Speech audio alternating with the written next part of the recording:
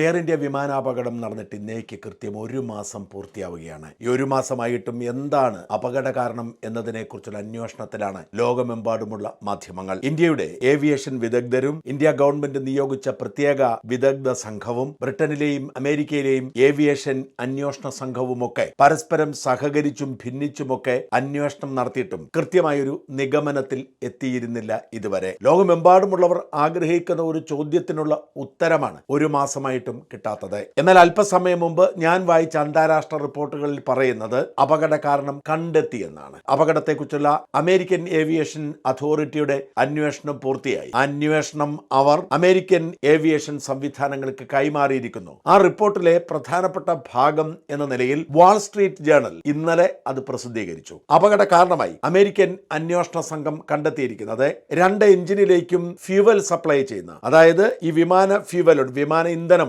ഈ വിമാന ഇന്ധനം സപ്ലൈ ചെയ്യുന്ന സ്വിച്ച് ഉണ്ട്. ഈ സ്വിച്ച് ഓഫ് ആയിരുന്നു. ഒരു വിമാനം പ്രവർത്തനം ആരംഭിക്കുമ്പോൾ ഓൺ ചെയ്യുന്നതും വിമാനം ലാൻഡ് ചെയ്തതിനു ശേഷം ഓഫ് ചെയ്യുന്നതുമായ ഒരു സ്വിച്ച് ഉണ്ട്. ആ സ്വിച്ച് ഓഫ് ആയിരുന്നു എന്നതാണ് ഏറ്റവും വലിയ കണ്ടുപിടുത്തം. മറ്റൊരു കുഴപ്പവും വിമാനത്തിനുണ്ടായിരുന്നില്ല. മറ്റൊരു സാങ്കേതിക പ്രശ്നവും അവിടെ ഉണ്ടായിരുന്നില്ല. വിമാനത്തിന്റെ സ്വിച്ച് ഓഫ് ആയതുകൊണ്ട് തന്നെ വിമാനത്തിന്റെ ത്രസ്റ്റ് നഷ്ടപ്പെട്ടു. ഈ ത്രസ്റ്റ് നഷ്ടപ്പെട്ടാൽ വിമാനം പറന്നുയരുകയില്ല എന്നാണ് ഈ സംഘം കണ്ടെത്തിയിരിക്കുന്നത്. എന്നാൽ എങ്ങനെയാണ് ഈ സ്വിച്ച് ഓഫ് ആയത് എന്നതിനെ കുറിച്ചുള്ള ചോദ്യം ബാക്കിയാവുന്നു. വിമാനം സ്വിച്ച് ഓൺ ചെയ്യാതെ ഒരു കാരണവശാലും പറന്നുയരുകയില്ല. 625 അടി ഉയരത്തിലെത്തിയതിനു ശേഷം ആ വിമാനത്തിന്റെ സ്വിച്ച് എങ്ങനെയാണ് ഓഫ് ആയത്? ഓഫ് ആയതുകൊണ്ട് മാത്രമാണ് റെസ്റ്റ് നഷ്ടപ്പെട്ടത്. അതുകൊണ്ട് മാത്രമാണ് വിമാനം പറന്നുയരാതെ താണു വീണത്. മെയ്ഡേ കോൾ അവർ നടത്തിയത്. ഇതെങ്ങനെ സംഭവിച്ചു? ആക്സിഡന്റ് ആയി ഒരുപക്ഷെ പൈലറ്റിന്റെയോ കോ പൈലറ്റിന്റെയോ കൈകൊണ്ടോ അല്ലെങ്കിൽ അവരുടെ ഇടപെടലിന്റെ ഭാഗമായോ സംഭവിച്ച ഒരു അപകടമാണോ? അതോ സ്വിച്ചിന് എന്തെങ്കിലും തകരാറുണ്ടായിട്ട് അത് നിന്നുപോയതാണോ? അതോ ബോധപൂർവം പൈലറ്റോ കോ പൈലറ്റോ സ്വിച്ച് ഓഫ് ചെയ്തതാണോ എന്ന ചോദ്യം ബാക്കിയാവുന്നു. ആ സാധ്യതയും തള്ളിക്കളയുന്നില്ല.